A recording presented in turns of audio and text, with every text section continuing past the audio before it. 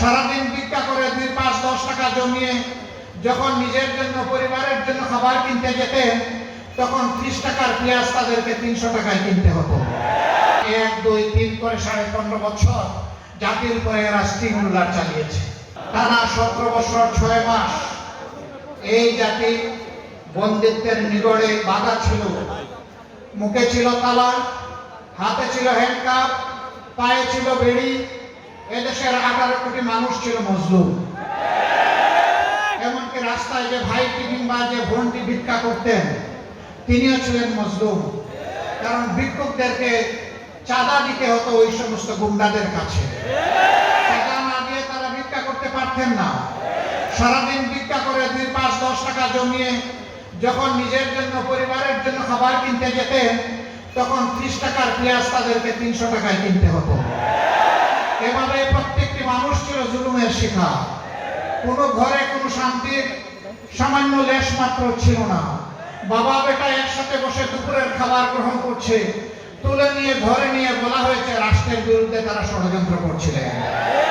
কেউ কারো বিরুদ্ধে সামান্য একটু কথা বলেছে, মনের দুঃখ প্রকাশ করেছে, ডিজিটাল আইনে তাদেরকে ধরে নিয়ে নির্যাতন করা হয়েছে। বিদেশের মাটিতে বলে একজন সাংবাদিক হয়তো এই সমস্ত স্বৈরতন্ত্র এবং অনাচারের বিরুদ্ধে কথা বলেছেন, তার তরতাজা বোনটাকে ধরে নিয়ে রিমান্ডে নিয়ে টানা হেঁচড়া করা হয়েছে। মাসের পর মাস তাকে জেলে রাখা হয়েছে। কোন মানুষ তার মনের কথাটা সামান্য একটু ফেসবুকে প্রকাশ করেছেন, অগ্নির সাথে সাথে আজরাইল রূপী বিবি তার ঘরে চলে গিয়েছে। সম্মানিত বন্ধুগণ, এই 17.5 বছর বাংলাদেশের জনগণের জীবনে ছিল দুঃসহ কালো রাত। আপনারা বলবেন 17.5 বছর কিভাবে মিলে? আওয়ামী লীগ তো 15.5 বছর ক্ষমতায় ছিল। আসলে তারা 17.5 বছরের ছিল। তারা 2006 সালের 28 অক্টোবর আওয়ামী লীগের নেত্রী শেখ হাসিনার নির্দেশে পল্টন সহ সারা দেশে লগে বইটা তাণ্ডব চালিয়ে শখানেক মানুষকে তারা হত্যা করেছে। ফ্যাসিজমের সূত্রপাত ওখানেই হয়েছিল। স্বৈরতন্ত্রের পদধ্বনি ওখান থেকে এসেছিল। তারপরে আপনারা দেখেছেন 2009 সালের 10 জানুয়ারি ক্ষমতা আসার পরে তারা রাষ্ট্রের গর্বিত প্রতিষ্ঠান সেনাবাহিনীর কোমরে আঘাত দিয়েছে। পিলখানায় বিডিআর সদর দপ্তরে 14 জন চৌকস দেশপ্রেমিক সামরিক অফিসারকে হত্যা করেছে। পরিবারের মহিলা সদস্যকে নির্যাতিত লাঞ্ছিত করেছে। তারপরে তাদেরকে হত্যা করে ড্রেনে ভাসিয়ে দিয়েছে। সেই হত্যাকাণ্ডের বিচার আজও হয়নি। অথচ বলি হয়ে সেনাবাহিনীর কোমর ভেঙে দেওয়া হয়েছিল। সেনাবাহিনীকে তাদের দায়িত্ব পালন করতে দেওয়া হয়নি। একই সাথে গর্বের আরেকটা বাহিনী সীমান্তের অতন্ত্র প্রহরী বিডিআরকে ধ্বংস করা হয়েছে। 15,000 সদস্যের চাকরি কেড়ে নেওয়া হয়েছে।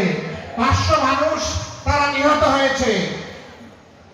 কুচক্রকারীদের চক্রান্তের বলি দিতে হয়েছে এই সমস্ত মানুষগুলোকে। ঘরে ঘরে হাহাকার। আমি অনেক যুবককে জেলে পেয়েছি। বিয়ে করে 6 মাসের মাথায় গ্রেফতার হয়ে গিয়েছে। তার ওয়াইফ 1 বছর, 2 বছর, 3 বছর অপেক্ষা করেছে। জেলের ভিতর থেকে ওই লোকটা বলে দিয়েছে, তুমি আর আমার জন্য অপেক্ষা করো না, তুমি মুক্ত, তুমি চলে যাও, তোমার একটা জীবন আছে। আমি কোন দিন মুক্তি পাবো আমি জানি না। ঘরে ঘরে হাহাকার। এরপরেই তারা আঘাতটা দিয়েছে বাংলাদেশ জামাত ইসলামীর উপর, দেশপ্রেমিক পরীক্ষিত এই শক্তির উপর। এদেশের শত্রুরা জানে জামাত ইসলামী ভাঙবে কিন্তু মচকাবে না, অন্যায়ের কাছে মাথা নত করবে না, দেশের স্বার্থ কারো কাছে বিক্রি করতে রাজি হবে না, অন্যায়ের বিরুদ্ধে প্রতিবাদ করতে পিছপা হবে না। এই জন্য এই শক্তিকে ধ্বংস করতে হবে। 42 বছর যাদের বিরুদ্ধে কোন থানায় একটা জিডি, একটা মামলাও ছিল না, 42 বছর পরে তাদের বিরুদ্ধে মানবতা বিরোধী অপরাধের অভিযোগ আনা হলো। মিথ্যা মামলা, মিথ্যা সাক্ষী এবং সাজানো পাতানো আদালত, এই যে এক একজন করে শীর্ষস্থানীয় 11 জন নেতাকে, দায়িত্বশীলকে আমাদের বুক থেকে কেড়ে নেওয়া হবে। গোলাম আজম রাহিমাহুল্লাহ থেকে শুরু করে জনাব মীর কাসিম আলী পর্যন্ত তাদেরকে আমাদের বুক থেকে নিয়ে নেওয়া হলো। আমরা আল্লাহ শুকরিয়া আদায় করি। আমরা চিন্তিত নই, আমরা দুঃখিত নই। হে আল্লাহ, তোমার কাছে আমরা সাক্ষ্য দিচ্ছি, তোমার যে গোলামগুলো এই সংগঠনের সবচেয়ে উন্নত আখলাক, চরিত্রের, ইমানের, ইলমের আলোয় আলোকিত ছিল, তুমি তাদেরকে সত্যের জন্য কবুল করেছো। আলহামদুলিল্লাহ রাব্বুল আলামিন। তোমার দরবারে শুধু মিনতি, তাদেরকে মুহাক্কিক শহীদ হিসাবে কবুল করো। আদালতে আখারাতে হযরত হামজা রাদিয়াল্লাহু তাআলা আনহুর মিছিলে তাদেরকে শামিল করে নিও আল্লাহ। রাব্বুল আলামিন জান্নাতের সিঁড়িতে আমাদের প্রিয় এই সমস্ত দায়িত্বশীলদের সাথে আমাদের মুলাকাত করিয়ে দিন। তাদের রক্ত, শহীদ নিজামী বলেছিলেন তার শাহাদাতের আগে যে আমার রক্ত বাংলাদেশে কথা বলবে, আমার রক্ত বাংলাদেশে পরিবর্তনের সূচনা করবে। এ ভাইয়েরা 1, 2, 3 করে 15.5 বছর জাতির উপরে এরা স্টিম রুলার চালিয়েছে।